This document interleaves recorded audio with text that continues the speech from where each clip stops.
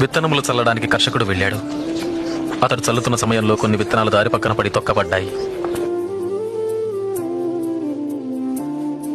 ఆకాశ పక్షులు వాటిని తినివేశాయి. మరికొన్ని విత్తనములు రాతి నేలను పడ్డాయి. మొక్కలు మొలిచినను చెమ్మలైనందున ఆ విత్తనములు ఎండిపోయాయి. మరికొన్ని విత్తనములు ముళ్ల పొదలలో పడెను.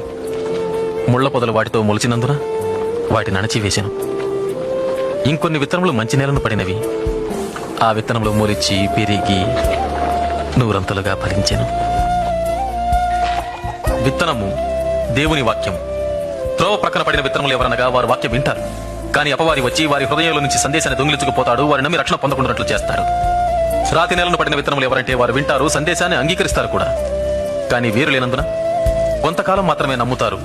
ముళ్ల పొదలలో పడిన విత్తనాలు ఎవరనగా వారు వింటారు, కానీ ఈ జీవన సంబంధమైన విచారముల చేతను ధనభోగముల చేతను అణచివేయబడి తద్వారా ఫలింపని వారు. మంచి నేలను పడిన విత్తనాలు ఎవరనగా యోగ్యమైన మంచి మనసుతో వాక్యము విని హృదయములో భద్రపరచి దానిని అవలంబించి ఓపికతో ఫలించువారు.